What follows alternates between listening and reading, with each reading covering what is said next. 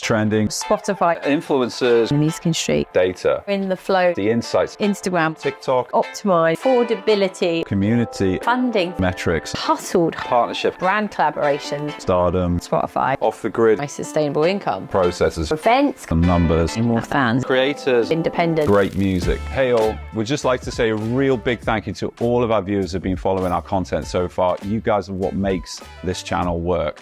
Just in case you missed anything, here's a summary of some of the videos that we put out so far.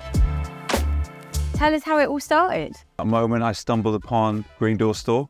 And that's where our blossoming love, friendship, romance, whatever started. I was managing you guys, your band. We did end up signed to a label. I was doing loads of stuff in the music industry at the time. Started up thinking there was going to be loads of marketing, loads of promo. We ended up doing all the promo and marketing. They did a shocking job and I had to jump in and help, didn't I? The opportunities started flooding in for you guys. This is like relationships. This is like people you know. This is like hustle. Yeah. Not just the music. And that's when we thought, hang on a minute, if we could do it for you guys, who else could we do it for? And that's where Liberty was born, wasn't it, really? Is press dead? Press changes. It just goes from one format to another, and you can tell stories on TikTok. I like the behind the scenes stuff, like tell me how you start your day, you know, what's your favourite meal? Because people want to learn about their lives, like the things that you don't want to show as an artist. Just discipline yourself to do one post a day.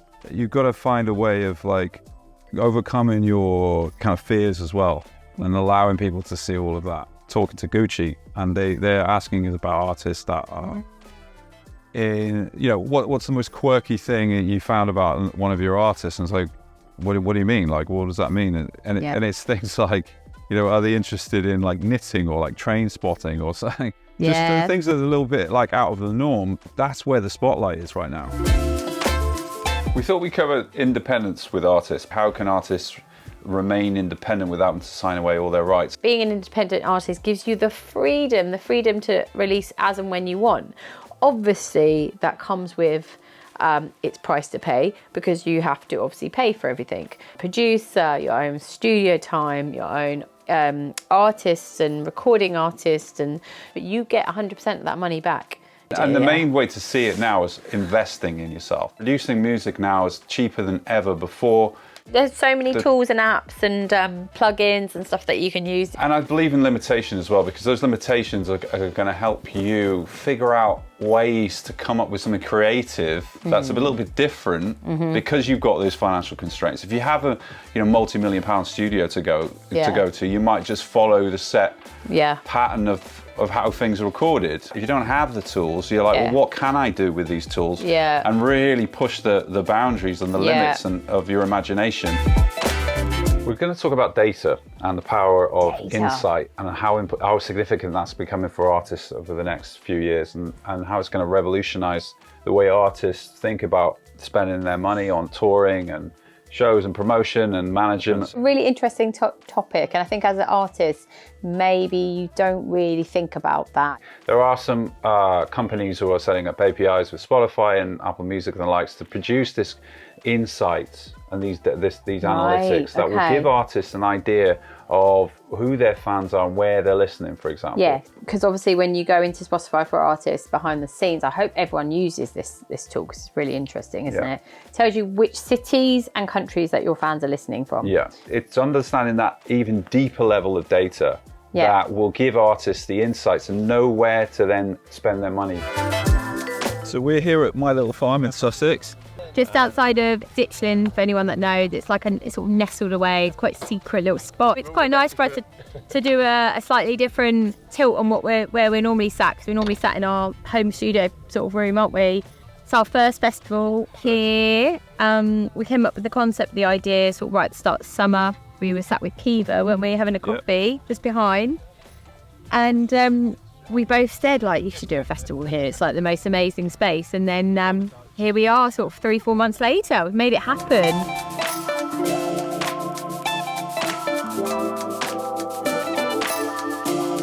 We're going to talk about all things AI. Recent news, Universal has now sued an AI company called Anthropic, basing the sue on an infringement case on lyrics, basically. So Anthropic is a generative AI company, and Right. it was being used to scan the internet for lyrics, Right. song material, and it basically scrapes loads of data, sifts through it, and compiles new song lyrics. So the idea is that using inspiration and material from the internet, you create new things. Yeah. What they're arguing is that it's a copyright case and it's infringement that they're using these lyrics. Right. So the interesting thing is, songwriters do this on a daily basis, right? So how is that any different? Yeah. Because So they're using the same material. So they're being inspired. Obviously, you can't write something word for word, can you? Like, that's infringement. But to be inspired. Yeah. Yeah. So, I mean, it's the same thing. Are they creating original lyrics from the sweep of the internet? Yeah. Yeah. So it's producing original lyrics, but what Yeah. Universal is arguing that those lyrics are theirs, and therefore they're entitled to the copyright of those lyrics because it's being used in such a way to create new lyrics. But you could argue that this is what songwriters do every day, right? This is what They do. They sit there in a they big use room. material online or wherever they find it, and through the Regurgitate algorithms it. of their mind, they regurgitate it and new things come out, and that's how our songs are made. You all know that brand collaborations within the music space is a big area, big business, and it's great exposure for artists of all sizes. And brands always like to see themselves as being talent spotters. So we actually got together with a huge football iconic brand called Maber, who actually have an exclusive shirt collaboration that they're doing with none other than the greatest band in the world, the Beatles. And they've produced an exclusive range, and we've actually just put that activation together. We're almost at the end of it. It's been brilliant. We've really enjoyed it. So that's been a huge high for us at Liberty, hasn't it? Yeah, well, exciting more brand collabs to come. I think this is going to be a new era for artists. Activations, big, not just normal venues, actually playing in stores and like venues that are cool, off the grid kind of places. It just adds that sense of interest and intrigue to artists. So we actually just finished out the year. Last month we did a month-long series for a high street retailer actually on Regent Street in London, didn't we? And they were an immersive marketplace with all British brands, and they wanted to showcase the best of British music. So we actually did a 4-week curation for them, and it was amazing. The artists had a great time. The brand had a great time. People that came along knew that they were going to see something really special. It was the sort of, the heart of independence.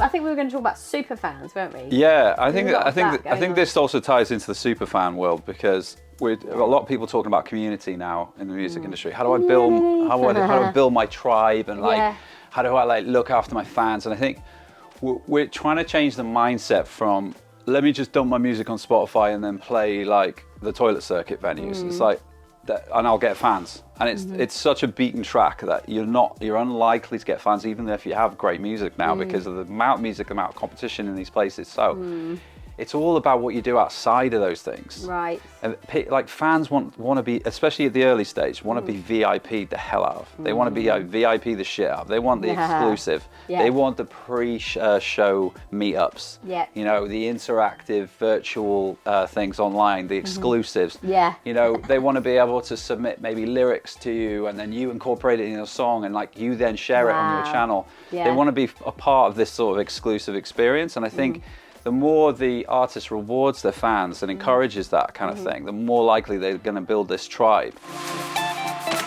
So as an artist, could I make it without any social media platform? Technically, yeah. I mean, if you've got a community of fans that are big enough to support you, I mean, what do they say? 1,000 super fans, if they spend £100, that's £100,000, right? But I guess to even get to that point of building that community, you kind of say if you don't gig, it'll be quite tough. So I think social media is a brilliant way of gaining more fans, isn't it? Especially if you're, clever with the platform. It's a necessary evil to have one, just one. There is an argument, though, to be had for artists in their hometown and building up that community there. Yeah. So you could go guerrilla style and get back on the street where there's no one really promoting, like posters, flyers, Yeah, leaflets, we were talking about that the other day, weren't we? Because actually, if someone gives me a flyer on the street now, I actually kind of hold it and read it, whereas like maybe 10 years ago I was just like, Yeah, because there's so much competition, right? And 10 years ago, social media was the way to get in early because no one else was well, there were others, but it was a lot easier to stand out amongst the noise. So I think if you look for little guerrilla tactics that are different, that probably stand out, less competition, less, an easier way to just build your community in your hometown. I think that, and not to be so allured by getting huge viral TikToks, which obviously is helpful for an artist, but I think if you can start small, build locally, look for different ways to promote, alternative ways.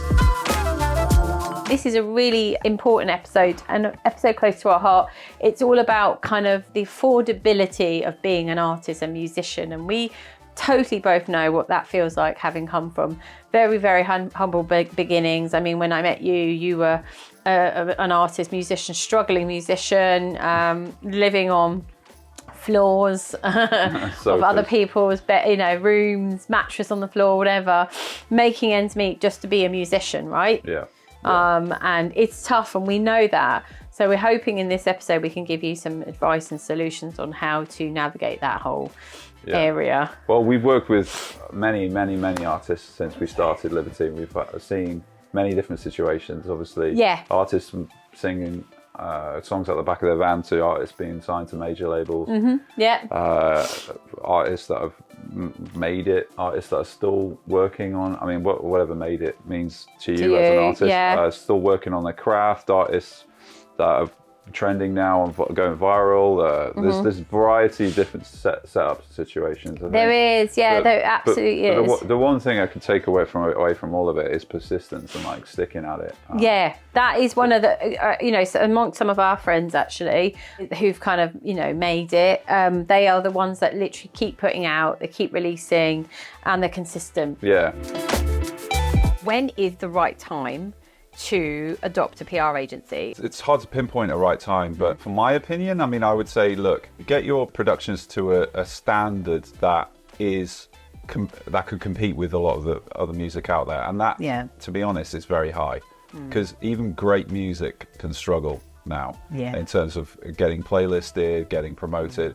So you've got to be aware of that and have a sort of reality check. PR companies like ourselves are there to elevate you. Obviously, there is Submit Hub and there's Groover and all those amazing other do-it-yourself platforms. But people like ourselves, Liberty Music PR, have the facility to get you in front of the right people that you can't do yourself. So obviously, everyone can pitch to, all of the music blogs out there, all of the playlists and sites out there. And, try it. I think it's always good, actually. It's quite humbling as an artist to actually do it yourself initially. But there will come a point where you're like, you've exhausted it, haven't you? So you've like spent £400, £500, £600 on Submit Hub and got back minimal amount of like placements and blog posts and things like that. So I think it's good to try it out to actually see how valuable our work is as well.